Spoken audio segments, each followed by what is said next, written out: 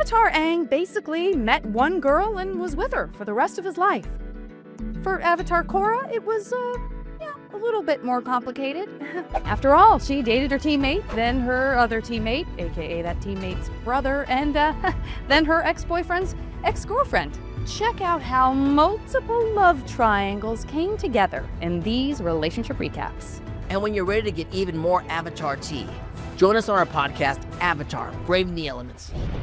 From pro bending to saving the world on a regular basis, Mako still found time in his busy schedule for romance. But how did the handsome firebender keep getting himself stuck in love triangles?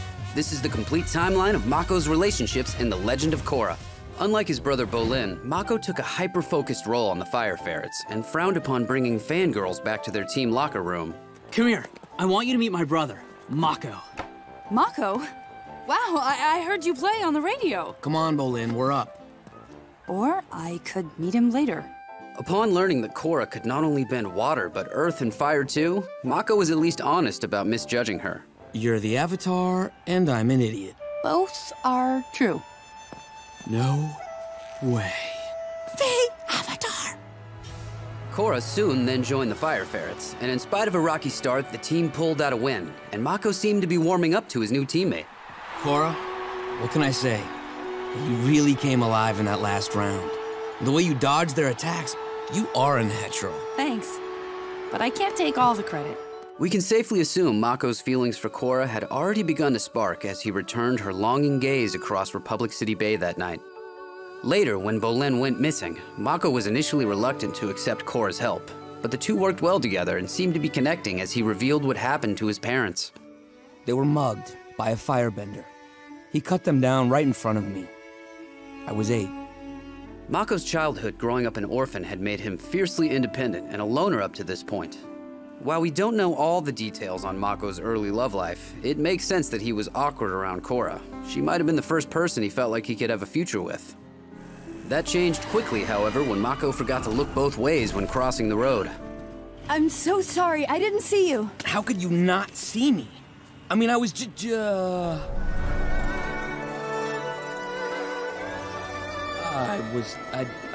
wow. That was... Recognizing the pro-bender, the beautiful daughter of an industrial tycoon, Asami Sato, then asked him on a date to a fancy restaurant. Despite a possible head injury, Mako agreed to the date and was immediately smitten with Asami. Soon, the two were spotted arm in arm by Korra, and the complicated love triangle between these three truly began. It's lovely to meet you. Mako told me so much about you. Really? Because he hasn't mentioned you at all. How did you two meet? Oblivious to Korra's feelings and what would become a recurring issue for Mako's love life, he jumped headfirst into a relationship with Asami. After only a few weeks of dating, Mako even revealed more about his parents to Asami than he had to Korra. This scarf was my father's, and it's all I have left of him. I just feel like it keeps me safe. I'm so sorry. Having lost her mother at a young age too, Asami and Mako grew closer over their shared loss. I feel so safe with you. Asami even convinced her father to sponsor the Fire Ferrets. And let's just say things got weird when she and Mako decided to let their displays of affection be very public. It got even more awkward when Bolin very sweetly but immaturely caught his own feelings for Korra. What do you think of Korra in a girlfriend sort of way? She's great, but I think it makes more sense for me to go for Asami. I was talking about a girlfriend for me. Leave some ladies for the rest of us. I know, it's what I thought you meant. In spite of his relationship with Asami, here we begin to see the young firebender tense up as he's conflicted by his still unspoken feelings. Not long after, Korra finally put herself out there, and while he managed to let her down easy, Mako was clearly hiding his own indecisiveness. Korra, I'm really sorry, but I just don't feel the same way about you. Forget I ever said anything. There was little doubt about his true feelings, however, when Mako later confronted the Avatar about her date with his brother. Distracted by their argument, the Fire Ferrets barely won their quarterfinal match, and afterwards, Mako decided to own up to the truth. As much as you drive me crazy, I also think you're pretty amazing. So, you do like me? Yes, but I like Asami too. I don't know, things are complicated. I've been feeling really confused and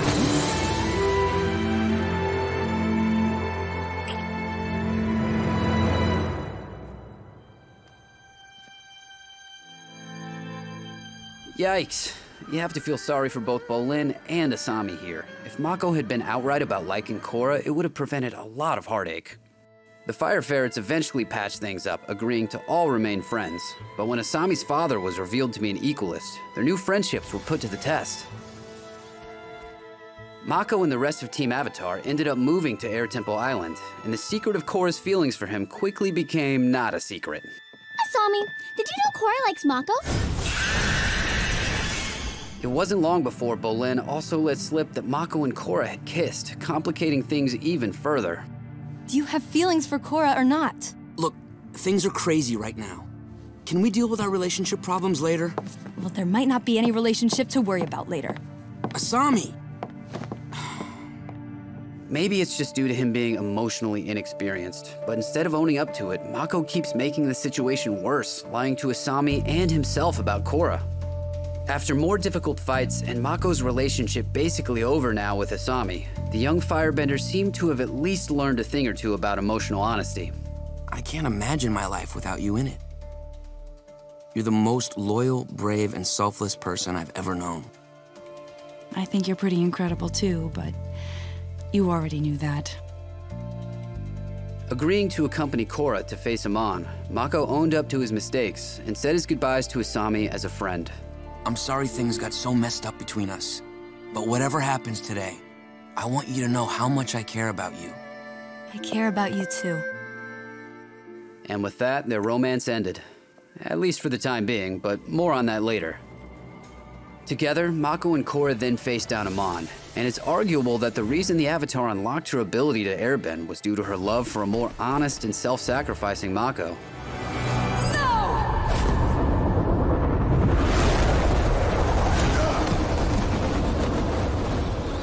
When the dust settled, Mako finally told Korra how he felt. While she was initially too distraught to accept it, after Avatar Aang returned the rest of her bending, Mako was right there for the two to solidify their feelings. I love you too. Korra and Mako were now officially a couple, and things were good for a little while. Mako was doing well in his new job, but Korra was frustrated with her Avatar training, and her new boyfriend didn't really know how to help. Why is it so much easier to bust triads than it is to get through one conversation with my girlfriend? When political conflict brought Korra home to the Southern Water Tribe, she and Mako continued to disagree and bicker even when trying to have fun. Thought you wanted me to be supportive. Now you want me to tell you what I think? Make up your mind. Just forget it. Instead of actually listening to his girlfriend and coming up with an opinion, Mako was a broken record, being indecisive on every single issue. Although Korra later apologized for being difficult with Mako, their happy reunion was short-lived. As soon as the two got back to Republic City, the rising tension of war caused even more problems. Trying to remain loyal to his police duties, Mako informed President Raiko of Korra's secret plan to send military forces to the South Pole. When Korra found out, let's just say it did not go well. Well, I guess if we're both putting our jobs first, maybe there's no room for our relationship. So, what? Are you breaking up with me? Yeah, I guess I am.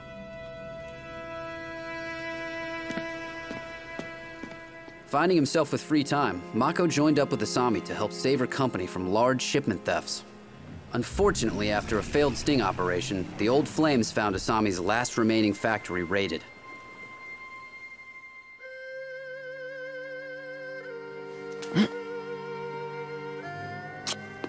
Sorry. And there it goes and gets complicated again. Mako and Korra are broken up, but this feels way too soon. Bolin also saw through Mako and Asami playing it cool and immediately called them out. While the two denied it, Asami visited Mako that night, and clearly they were very comfortable with each other before being interrupted. Too busy for Kwang's cuisine? Remember? We had our first date there. Maybe I do need to get my mind off things. While a couple of crooked cops were able to frame Mako, Asami was smart enough to know he was being set up. By the time Korra returned, Bolin had successfully proven Mako's innocence. However, the Avatar had developed a severe case of amnesia. Mako, I missed you so much. Understandably, Asami was furious at Mako for not acknowledging they got back together. And this is probably Mako's absolute worst relationship decision ever. Did he really think he could make it work with Korra while trying to hide another secret fling? Hopefully these mistakes are something others can learn from. Sorry, Asami. Fortunately, Bolin talked some sense into his hot-headed brother and made him realize he needed to be honest with Korra. I hate it when you listen to me. Soon after, Team Avatar defeated Unalaq, and with the chaos of battle over, Mako was able to talk with Korra in private. I think we both know that this, us, doesn't work. You're right. It's over. For real this time.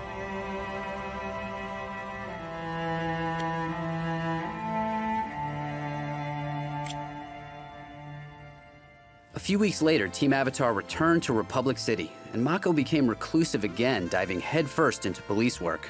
Meanwhile, Korra and Asami worked out their differences and became best friends.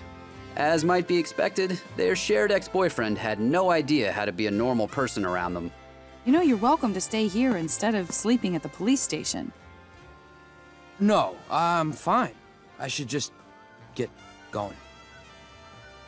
So, as you were, ladies. Yikes, that was cringy, Mako. Despite the awkwardness, Bolin convinced his brother to grow up, and Mako joined Team Avatar on their journey to search for new airbenders. In the process, Korra and Asami had a little fun pranking their now platonic firebending friend. This is not what we rehearsed! Korra! Later, when reuniting in the Earth Kingdom, Mako put aside his past issues with Korra, but regrettably did not fill in his grandmother on the details of his romantic history. Mako, why aren't you dating any nice girls like them? Mako, you were entirely to blame for this embarrassing moment. Once the conflict with the Order of the Red Lotus was over, Mako still showed great concern for Korra when she was in rehabilitation, writing often to her in spite of her never responding. 3 years later, when Korra returned to Republic City, Mako found out that she had gotten much closer to Asami, only writing back to her. Why didn't you ever write to me? Or Bolin? I don't know. I guess I didn't know what to say. Hello would have been nice. Mako, if it makes you feel any better, she didn't write me either. Why would she... Never mind.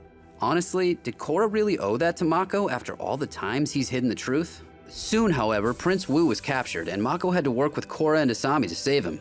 While tensions ran high, they all managed to free Wu, and Mako realized he enjoyed the familiarity of Team Avatar getting on each other's nerves. Yeah, but it's great to have you back. There's no place else I'd rather be. Later, as Mako recalled his romantic history to Prince Wu, we learned that he's actually matured quite a bit coming to terms with his faults dating Asami and Korra. Korra showed me the importance of putting others before myself, and whenever I think of her, she continues to inspire me. After defeating Kuvira and Mako sacrificing his arm to stop her Colossus, he and Korra agreed their friendship was too important to ever let it go again. I want you to know, I'll follow you into battle no matter how crazy things get. I've got your back, and I always will. It wasn't long before Korra and Asami began their own romantic relationship, and when the two returned from their spirit world vacation, they planned to let Mako and all their friends know the good news. Unfortunately, conflict arrived again in the form of a sword-wielding gangster named Tokuga. Although after a tough battle where Asami was injured, everybody soon found out the truth. Mako, taken aback seeing Korra and Asami kiss, quickly tried to cover his awkwardness by saying that he was cool with it, but clearly that was not the case.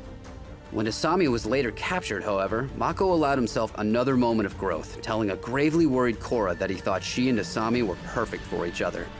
Mako's romantic journey certainly has had some ups and downs, but it's nice to see he's come so far. Team Avatar ended up defeating Tokuga and saving Republic City once again as a unified group of friends. In his most recent adventure, Mako was taken captive and brainwashed by Earth Kingdom revolutionaries, but was later freed by a redeemed Kuvira.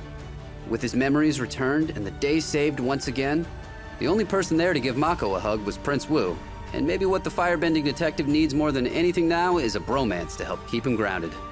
As far as what the future holds for Mako and all the new relationships he'll make along the way, that's all we know for now. But let's hope he's learned a thing or two about dating in the workplace.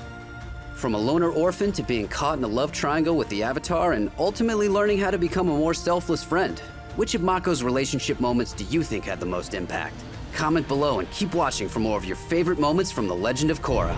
From teenage crushes to fighting his ex-fiancée to save the world and eventually finding love. This is the complete timeline of Bolin's relationships in The Legend of Korra. Unlike his brother Mako, the young pro-bender wasn't so much concerned with winning games as he was with adoring fans. The two brothers, however, realized they completely misjudged the Avatar, and she soon brought her talents to their team, the Fire Ferrets. You're the Avatar, and I'm an idiot. Both are true. No way. The Avatar! After Korra saved Bolin from the Equalists, he was completely smitten and decided to pay her a visit. Wow, thanks. What's this for? I can't remember now. Oh yeah, now I remember. You saved me from Amon. Oh, that? It was no big deal. Oblivious to the signs that Korra had a crush on his brother, Bolin later tried to ask her out more directly. I gotta head back to the air temple to train with Tenzin. See ya! Frustrated, the young earthbender went to his brother for advice, but an awkward love triangle was taking shape. What do you think of Korra in a girlfriend sort of way? She's great. But I think it makes more sense for me to go for Asami. I was talking about a girlfriend for me. Leave some ladies for the rest of us. Not knowing that Korra had just been rejected, Bolin stepped in and showed how charming he can be. You're the smartest, funniest, toughest, buffest, talentedest, incrediblest girl in the world. Flattered and clearly grateful for the confidence boost, Korra accepted Bolin's offer for a date.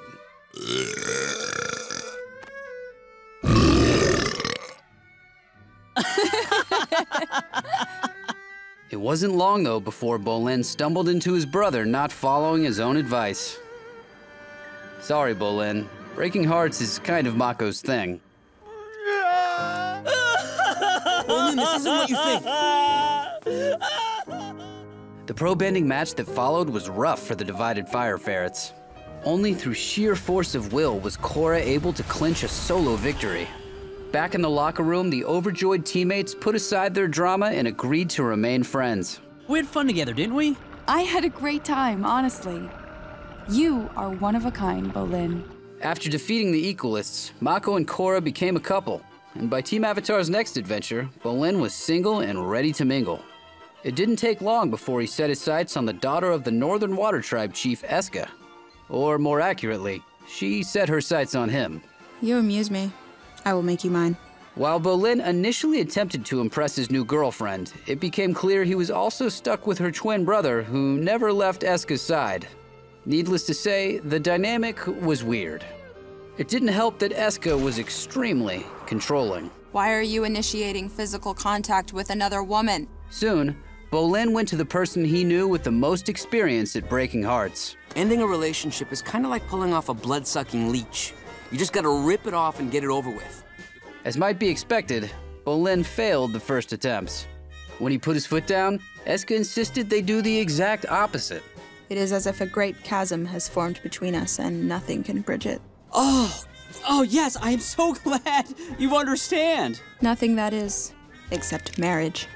Groomed and dressed in his betrothal outfit, Bolin made a daring escape with Team Avatar. Fortunately, Varric's extremely fast boat saved everyone from Eska's wrath. Back in Republic City, Bolin then teamed up with Varric as an actor in his propaganda films. The young Earthbender's charisma made him an instant star, but the success didn't help win over his co-lead Ginger. Out of all of Bolin's dating mishaps, this one might be the cringiest. You're confusing Ginger the actress with Ginger the character. It wasn't until Bolin found himself foiling a kidnapping plot that Ginger's feelings changed. Bolin, look out! After single-handedly ending the fight, Bolin clearly didn't mind his co-star's sudden affection. You really are as dumb as those rocks. Of course we're a couple. While the relationship was brief, at the very least, that kiss seemed to have a lasting impact on both of these mover stars. As the threat of Unalaq loomed, Bolin ended things with Ginger and returned to the South Pole. When reuniting with her ex-fiancé, Eska seemed to truly enjoy beating up Bolin. Hello, my feeble turtle duck. With little chance of fighting back this family of master waterbenders, it turned out the key to Bolin saving himself was to just be honest. Eska, I've always loved you, and I've always wanted to be with you, but now that the world is ending, I'm never gonna get that chance. The reconciled couple fought back against Unalaq's forces, and Team Avatar saved the world yet again. At last, Eska had let her icy exterior melt, but ultimately, a long-distance relationship wasn't going to work. I will remember you fondly, my turtle duck. A more emotionally mature Bolin was now there to support Mako when he needed him. Once the harmonic convergence brought new airbenders to the world, Bolin joined Team Avatar to help rebuild the air nomad culture. Forgetting he's handsome, famous, and charming, Bolin didn't even clock the newest airbending recruit who had an instant crush on him. Opal, that's a beautiful name. Thanks. I'm Bolin. Opal, but you already knew that. It was only after another round of Mako's questionable dating tips that Bolin started to weird Opal out. Do me a favor and stop trying. Well, don't stop trying. Just stop trying so much. Just be yourself. Each facing the difficulty of learning unfamiliar bending types, the new couple connected immediately. Look at us, talking about our feelings, supporting each other. It's nice. In the midst of the Red Lotus conflict, Bolin and Opal lost each other on separate adventures. They both had to brave their share of danger, but eventually reunited safe and sound. Talk about couples goals. Bolin found someone who could love him, bad jokes and all. See what I did there? I put a sock in it, literally. Classic Bolin. 3 years into his relationship with Opal, Bolin joined forces with Kuvira's Earth Empire. While he thought his work was helping people, Opal hated that her boyfriend was allied with her adopted sister, who she strongly distrusted. I've heard how you help towns, by conquering them. The older but still immature Earthbender's misplaced loyalty caused a rift between Opal and everyone who cared about him. If Kuvira's poor management skills weren't enough, the threat of getting shipped off to a labor camp finally snapped Bolin back to reality. Barely escaping with Varric, Bolin had a strained but hopeful return back to his loved ones. I know there's nothing I could do or no big gesture that can make up for all my mistakes, but that doesn't mean I'm gonna stop trying to win you back. Because I love you. Agreeing to help Opal save her captured family, Bolin formulated the plan of Team Beifong's prison break. Together they rescued everyone, and despite his mistakes, Opal realized that her boyfriend was a total keeper. I think Bolin has worked his way out of the polar bear doghouse. Yes! When Kuvira began her assault on Republic City, Bolin and Opal fought back with Team Avatar. Nothing could stop Kuvira's blind rage, and she nearly hit her sister with a blast from her spirit cannon. Opal! The fight was relentless, but after great sacrifice, the Great Uniter was defeated. Soon, Opal got to watch her boyfriend officiate the wedding of his most devoted friend. Varric and Julie have proven that even the longest of long shots can have a chance at happiness together. Exemplifying his own words, Bolin and Opal's relationship flourished in a new era of peace. The young Earthbender began a new job as a police officer, and his girlfriend embraced life as an air nomad. As might be expected, Bolin's work-obsessed brother didn't make time for double dates. So when Opal and Bolin discovered that Korra and Asami were officially a couple, they were ecstatic. Mako, on the other hand, had mixed feelings about his ex's dating. Now arguably more mature than his older brother, Bolin talked him through it, and Mako eventually came around. Even as new threats emerged, Bolin and Opal were now closer than they might have ever been. When a rogue faction of Earth Empire soldiers tried to take power, however, Bolin's relationship was put to its greatest test so far. While traveling to negotiate peace with a captive Kuvira, Team Avatar was ambushed. Taken prisoner and hooked up to experimental machines, Bolin and his friends were brainwashed into joining the Earth Empire rebels. Their hypnotized friends then attacked Team Avatar, and Bolin, not recognizing Opal, hit her so hard that she barely walked away from it. In a surprising act of bravery, a redeemed Kuvira undertook a one-woman mission to rescue her unlikely allies. Despite Opal's distrust, Kuvira risked it all and helped 3 generations of Beifong save the day. Bolin and his friend's hypnosis was soon reversed. Recognizing the change in Kuvira, even a hesitant Opal reconciled with the former dictator. Grateful for all that they had accomplished, Bolin watched as the Beifong family was finally reunited. As far as what's next for this metal clan and the happy couple that helped put them back together, that's all we know for now. From awkward flirting to all the heartbreak and romance along the way. Which of Bolin's relationships was your favorite? Comment below and keep watching for more Legend of Korra moments. At the end of Legend of Korra, Asami and Korra walked into the spirit world together. But how did their relationship evolve up to that point? And where did it go after the show ended? Here's the full journey of Korra and Asami's relationship. Let's take control of this ship. When they first met, Korra and Asami didn't exactly get off on the right foot. This is my daughter, Asami. It's lovely to meet you. Mako told me so much about you. Really? Because he hasn't mentioned you at all. It didn't help that Korra was interested in Mako, who was dating Asami. So I was thinking we should spend some time together. We've been spending lots of time together. I mean, outside of the gym, and... I don't know. Asami and I are... Look, I really like you, and I think we were meant for each other. Korra, I'm really sorry, but I just don't feel the same way about you. Forget I ever said anything. Congratulations, guys! You were so amazing out there. Mwah. While Asami was pretty open with Korra from the beginning, I was hoping you'd stop by. I was just leaving. I'd love to have you come visit the estate. I don't know. I have some Avatar stuff to do. Korra took a little while to warm up to Asami. So, what do you have planned for us today? Let me guess. Shopping? Makeovers? I have something a little more exciting in mind. Ever been behind the wheel? The only thing I know how to drive is a polar bear dog. You want me to take you for a spin? Let's do it.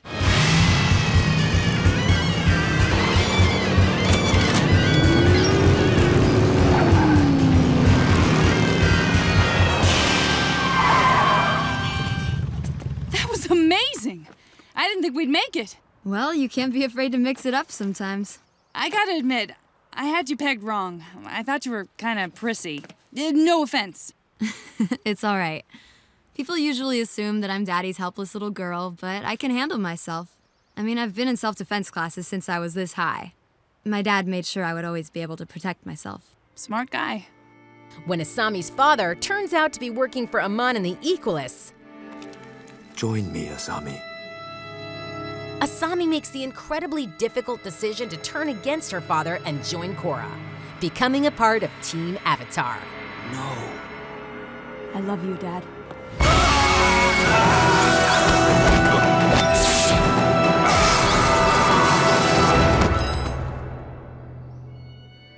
Things get complicated between Korra, Mako, and Asami. Asami, did you know Korra likes Mako? Oh, no, I wasn't completely aware of that. You do like me? Yes, but I like Asami too. I don't know, things are complicated. I've been feeling really confused.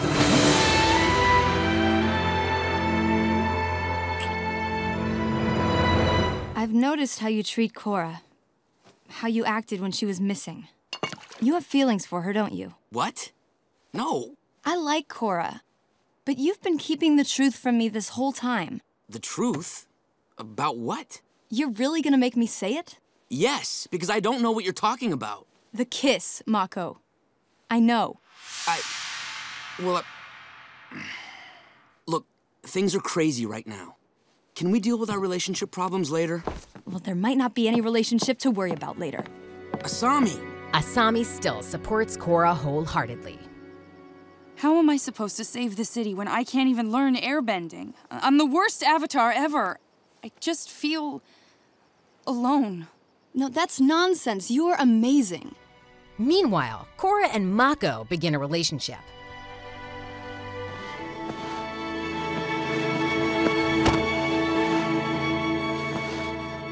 I love you too.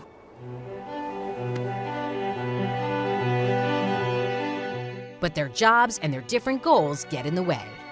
I think we both know that this, us, doesn't work. You're right. It's over. For real this time.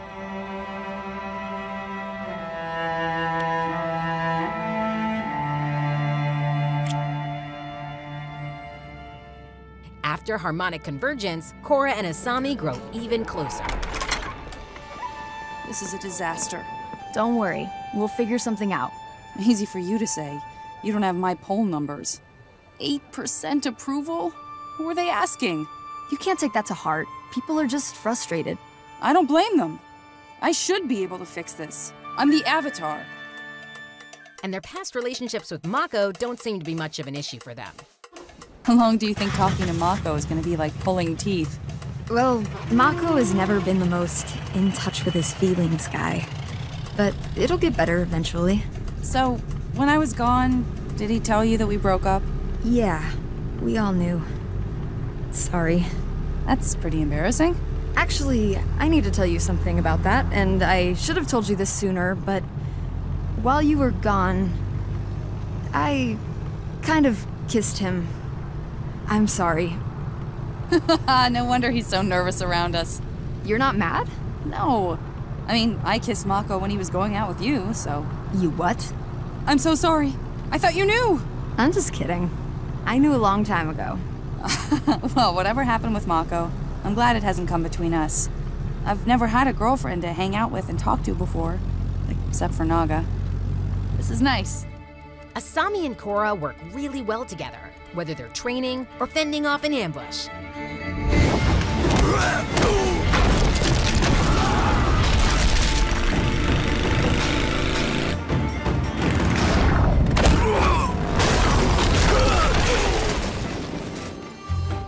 Or on an escape mission.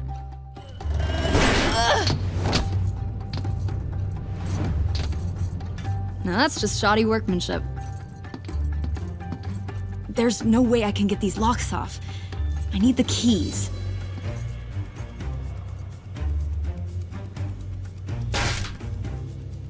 Give me 5 minutes, then start yelling for help. Get in here! Something happened to my friend! She needs help! Where is she?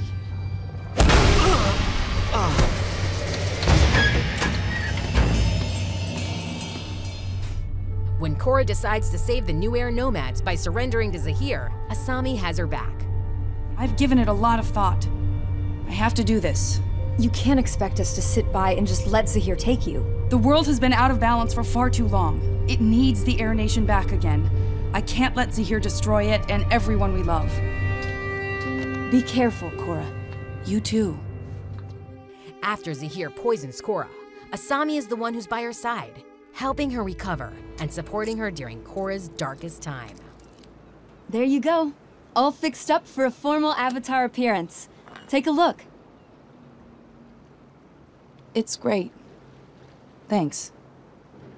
You know, nobody expects you to bounce back right away. It's only been 2 weeks. You need time to heal. I want you to know that I'm here for you. If you ever want to talk, or anything. But let's just try to enjoy this today. For Jinora. You're right. Okay, let's go.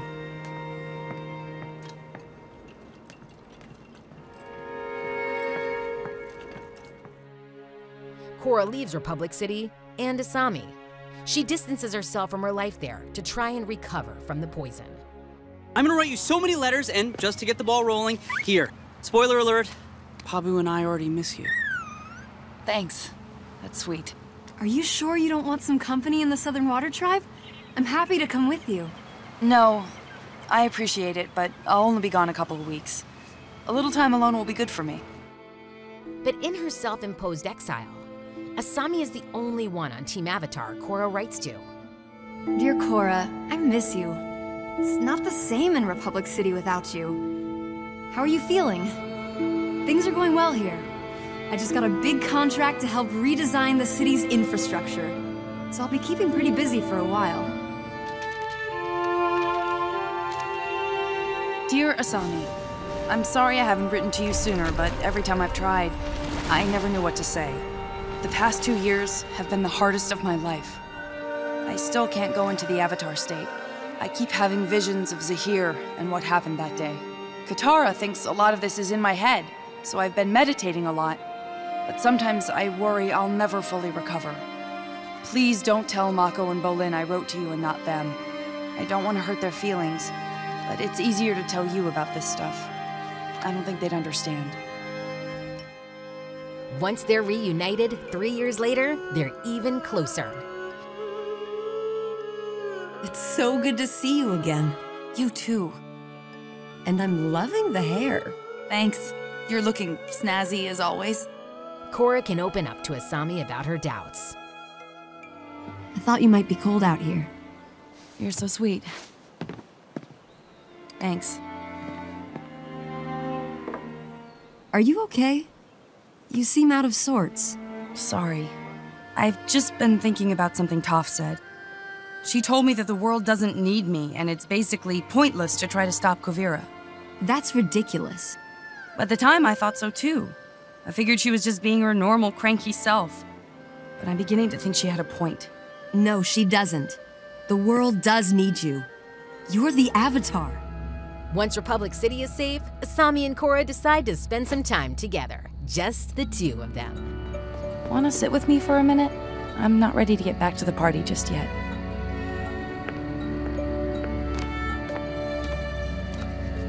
I don't think I ever really apologized. For what? For being gone all that time. For not coming back sooner. You don't need to apologize for anything. I'm just so happy you're here now. I don't think I could have handled losing you and my father in the same day. I am so sorry about what happened. Thank you. I'm just glad I was able to forgive him.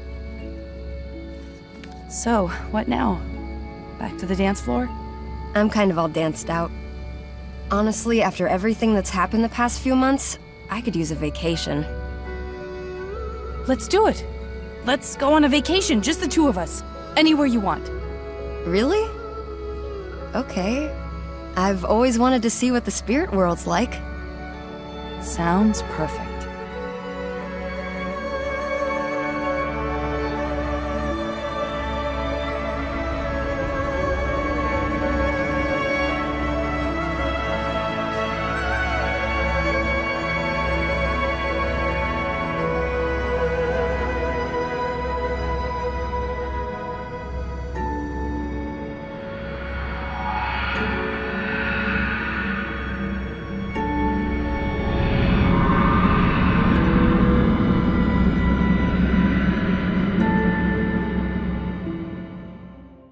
Picking up where the show leaves off, the comic shows their spirit world vacation and their first kiss.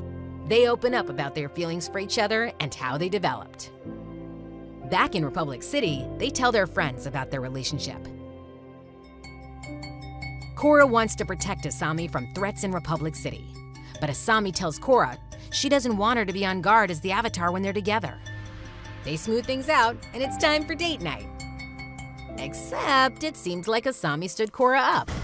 That can't be the case, so Korra assembles the rest of Team Avatar to rescue Asami. Korra and Asami take care of Takuga and save the spirit portal in the process.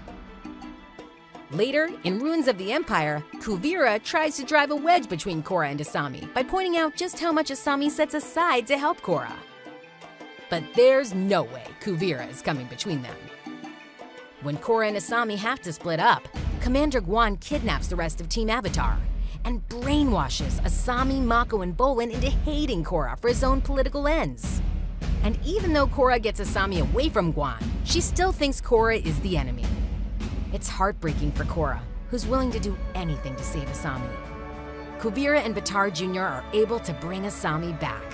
So Korra and Asami's relationship is stronger than ever. It's like Asami said, as long as they're together, they can do anything.